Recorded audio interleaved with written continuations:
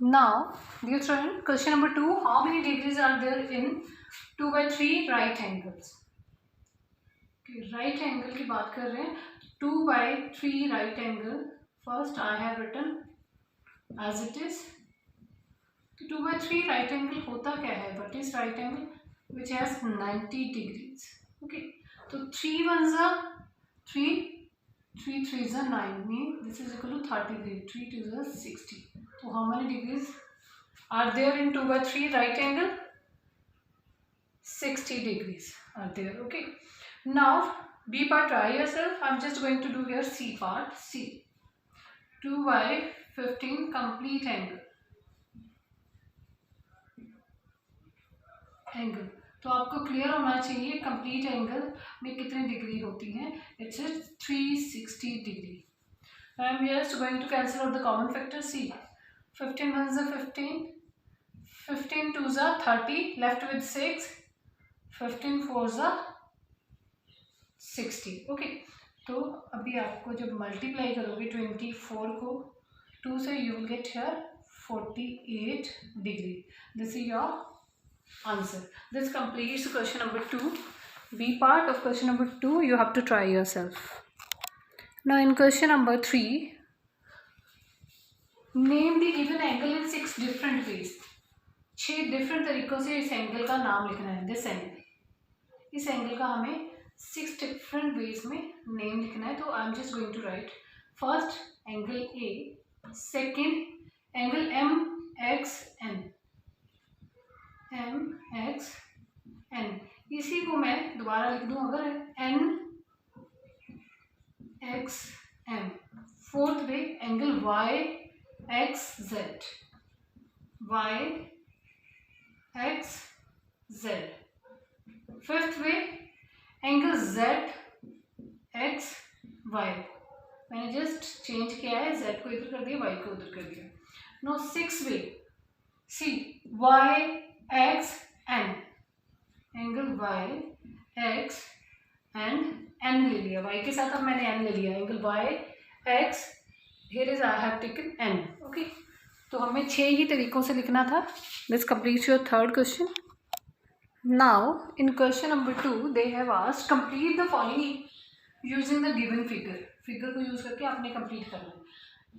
A fill up is vertex of angle 1 is angle 1 का vertex. This is the vertex. Vertex is the point from where the two rays origin. Okay. 2 rays यहाँ से निकल के जाती हैं, उसे vertex बोलते हैं. तो point A. Another name of angle 2. Angle 2 का दूसरा नाम क्या हो सकता है? Think about. See, C A D. What is the another name of angle 2? CAD, or you can say DAC. ऐसे भी आप लिख सकते हो DAC. Okay, this completes the B part. C and D part you have to try yourself. E part, angle 1 and 2 are dash angles. Angle 1 or 2. See, they have one common vertex, one common arm, and 2 non-common arms lie on the opposite sides of the common arm. So these are called adjacent angle. कौन सा angle? Adjacent angles. These two angles form pair of adjacent angles. This completes your fourth question. Now dear student, question number 5, I am just going to read the question number 5. While doing drill, Rohan was asked to about turn. जो about turn होता है वो होता है कि अगर आपने north की तरफ मूव किया हुआ है, तो अब अगर आपको about turn की कमांड दी जाती है तो 180 डिग्री आप रोटेट करके आपका जो आपका फेस जो है वो साउथ की तरफ हो जाएगा. ओके. तो जब भी हम अबाउट टर्न की बात करते हैं तो 180 डिग्री जो है रोटेशन कंसिडर होती है. आफ्टर 2 मिनट्स ही was again asked to about turn. एक और उसे अबाउट टर्न बोला राहुल को, तो वो 180 डिग्री रोटेट कर गया. उसके बाद फिर उसे अबाउट टर्न बोला, फिर वो कितना मुड़ा? 180 डिग्री. जब भी अबाउट टर्न बोलते हैं तो 180 डिग्री जो है टर्न करना होता है. How many degrees did the Rohan turn in activity? Activity में कितने डिग्री टर्न हुई? तो it is 360. 180 plus 180, this is 360. Okay. 2 bar rotate हुआ है. एक बार 180 डिग्री अबाउट टर्न, दूसरी बार अबाउट टर्न, वो भी 180 degree. Okay. 6th question you have to try yourself. 7th question में क्या है? आपके पास एक फिगर गिवन है. Look at the figure and answer the following question. Sum of angle 1, 2, 3, 4, 5, 6, 7, 8 means in सभी एंगल का सम जो ये एंगल है कितना होगा. तो ऑब्वियस है ये पूरा 360 डिग्री रोटेट हो रहा है.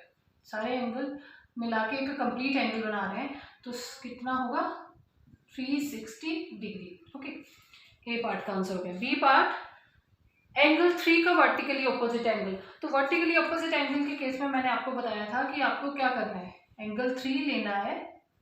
आपने देखना है वर्टिकली ऑपोजिट एंगल में जो ये एंगल 3 की रेज है उन्हें एक्सटेंड करना है. अब देखोगे किस एंगल को बना रही हो, तो डेफिनेटली 7 एंगल 7 जो है वर्टिकली ऑपोजिट टू एंगल 3 है.